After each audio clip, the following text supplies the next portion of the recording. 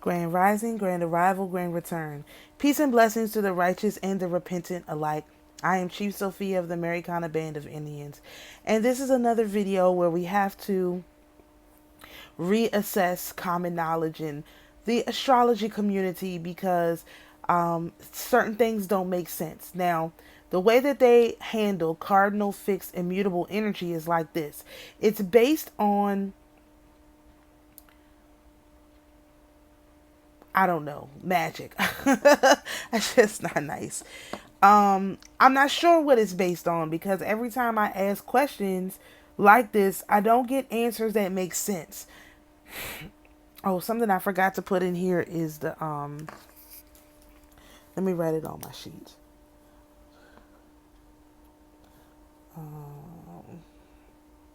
I don't want to forget this. So it's supposed to be, I don't know. Let me not try to speak for these people because I don't know. I understand their explanations of it, but it doesn't resonate with the actual energy. So when I was thinking about how this energy would manifest, like physically manifest, and then where I could find a story like this in the Bible, it became obvious to me that we had to look at the energies in groups, like groups of four. And what are the four elements? Fire, earth, air, and water. And so it's no coincidence that these things are set up into these three groups: three earth, three fire, three earth, three air, three water, one in each group. Now they also have their energy like this, but they don't group them together. Like everything is always so spread apart. What do I mean by that? Just for example, if you're looking at the cardinal energy, which I have it as cardinal, which is Aries, Taurus, Gemini, and Cancer. If you group all four of those together, that's basically like, what, like 4 months, basically, something like that. And so in 4 months, you can make a cardinal change. In 4 months, you could make a fixed change. The change would become fixed. In the last 4 months, you would make your mutable change, which is like if you have to make adjustments. And so then you have a whole year cycle. The way they do it is, okay, you got one fire energy here, that's this cardinal energy, and then when you get to the next fire energy, which is the fixed energy, then it's just by itself. Like the energies aren't like grouped. They're like, okay, we're going to deal with fixed energy. Okay, we're going to deal with cardinal energy. Okay, we're going to deal with mutable energy. And it just goes round and round in circles. So how can you accomplish anything if you got one 30-degree slice to try to accomplish something? Some things take more than 30 days. We know this. So why would you? It just doesn't make any sense, right? Okay, so here I am trying to figure out these Titans and these Olympians, right? And so you'll see on the chart, beside the cardinal energy, I put the Titan energy. So those are the ones that came first. That was the first try at the energy. And this aligns with the stories as well, because remember, this is a forming universe. Like the universe is trying to figure out how to organize itself. And so it's got to try different things in order to make that happen. So then you have the fixed energy, which is the Olympic energy, which I equate to the story of Ham. Now, in the story of the Olympians were successful. And in Ham's mind, Ham was successful too, right? Because he uncovered the nakedness of his father, Noah, right? And what happened? The Japheth, which is the Titans, and Shem, the humans, came together to cover the Olympians. And that's what you have, like, with this whole battle between the Olympians over the Titans, and then the Olympians basically invading the energy of the humans to try to control them. Like, this is what you have, like, going on, like this ongoing battle. So what we're doing is we're bringing order to the chaos of the universe. These people have turned the universe into chaos, and we're bringing it back into order. We have the authority and the ability to do that. And of course, the mutable energy is related to Shem, which is related to the humans. So Titans are the primordial manifestation of the energy. Olympians are the fixed manifestation of the energy. And humans are the mutable manifestation of the energy. Which means as a human, you could take the primordial manifestation of the energy, the fixed manifestation of the energy, and tailor it to your personal needs, what you're trying to accomplish, which is why you need to be familiar with these entities, with what they do, with their stories, so that you can avoid going down the same exact path as them. You can make a slightly different choice, so you'll end up on a different trajectory. That's the whole point of mutable energy. And that's why it's got to be grouped together, because you can't, if you're flailing around between this energy, you cannot literally make a change. Like, you're just trying to, like, this is why people can't really feel the energy, because it's literally all over the place. It's just like spewing, right? Okay, so I have some notes. Some of the stuff is on the screen, and some of the stuff I'm going to read from my notes. So let's go ahead and start with the Aries energy, which I didn't even write. Okay, sorry.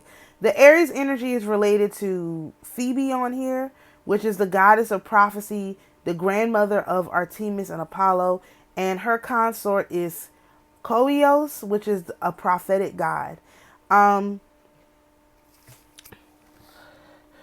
Literally a prophetic mind, right? So the very first incarnation of the energy is prophecy. Okay? Just like with Athena, she has her own calendar. So these things are kind of tied together. Like, that's why I bring it up in here. Although I've got to go back and adjust my chart on my printout, because I forgot to put in the signs.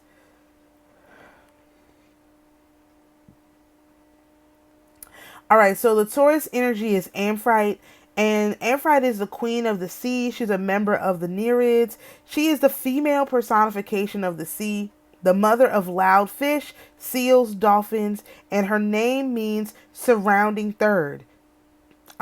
She did not want to marry Poseidon, but Poseidon, just like with Medusa, became her his consort, her consort unwillingly. Okay, we'll say that.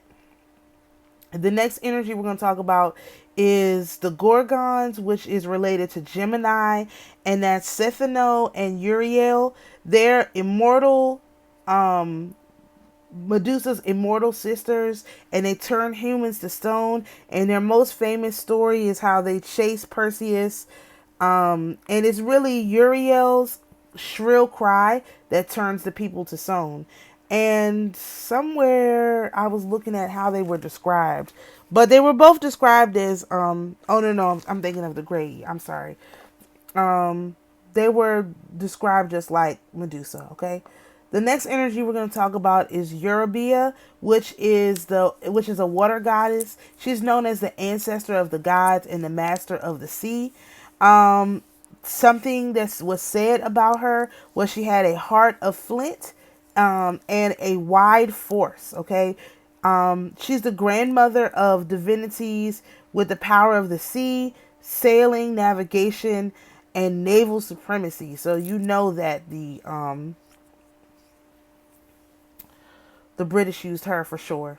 Her consort is Creos, which we're going to talk about next. Yes, that Creos that sounds like Christ. So this is in the fixed energy, which is the Olympian energy, and this is the height of the energy, these four particular entities. Creos is the father of magic, parent, and wise is how he's seen. His icon is a ram. We're looking at Creos. He's called the son of heaven. So of course he's affiliated with Apollo, with Leo, with Christ. I mean, this is like kind of crazy. The next one we have is Medusa. She's affiliated with Virgo. She's the daughter of Phorcys and Ceto. She's a mortal Gorgon. Poseidon is her consort, unwillingly, of course. She's called the terror of enemies, the mother of Chryser and Pegasus. Her locks had the same effect as her head. And the Gorgons are related to the Grey by myth, meaning they had the same father, which is Phorcys. Okay. Next we have the Libra energy, which is Thaumas. Thaumas is a wind god, and he used the harpies for judgment. The harpies were his daughters by Electra, which was his consort. He's also the father of Iris, which is the rainbow, and Iris is the messenger of Hera. And of course, you see they're in the same slice as air. Okay.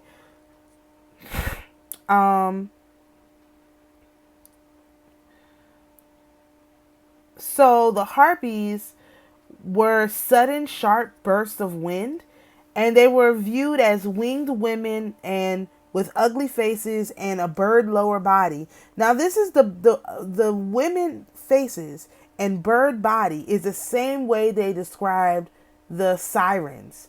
So we have to come back to that mythology at some point and figure out why the harpies and the sirens have the same image mythologically. Okay. The next one we're going to talk about is Phorcys, because we've been talking about him. Is it the same one? Yeah. He is the primordial water god. Okay, primordial sea god. He guards very important things, which on here I put valuables. He is the father of monsters and water. And his consort was Ceto, the primordial sea goddess. Okay. So for our mutable energy, which is our human energy, which is again related to Shem, this is the change in the energy. Like you sense the energy and you pivot. Okay. We have the Grey related to Sagittarius, which is the daughters of Phorcys. They shared one eye and one tooth. Panfredo is one of their names. She was well clad. Inyo had a saffron robe. Perseus captured their eye and forced them to tell the secret of the Gorgons, which I mentioned the Gorgons were their sisters, okay? So they didn't have a consort, obviously. Chios, his name is also known as Polus, Polus. He is the god of query, questioning, intelligence, and also prophecy to an extent, which is what I put on the other one. He's the father of Leto and Asterio, and of course, Leto is Apollo and Artemis's mother. Okay, the grandfather of Hecate, and literally questioning mind is what he's related to. And of course, in the Olympic Pantheon, he is related to Hestia. All right. The next one up is Electra. She is an Oceanid nymph. Electra literally means amber, okay? She's a cloud goddess, which is a cloud reaching towards the water. She's the mother of Iris and the Harpies. So I mentioned their father, which is Thaumas, and then this is the mother, okay? She's the companion of Persephone when Demeter was abducted by Hades.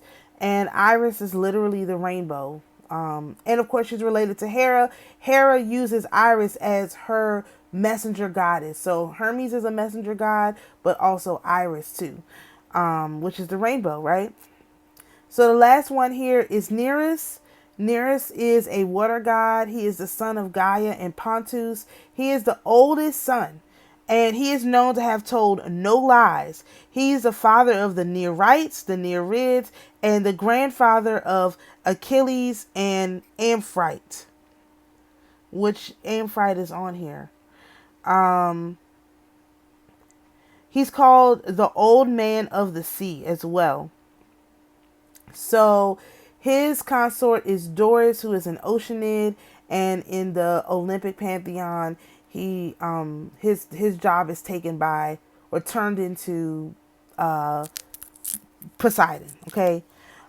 So these myths overlap because you see a couple of these titans are interrelated with Poseidon specifically. So this is not like a lot of people want to look at this history as straightforward, and it's not exactly like that, right? So just keep that in mind as you continue to do your research on the Titans and the Olympians. So shalom, peace, and blessings, and we'll see you in the next video.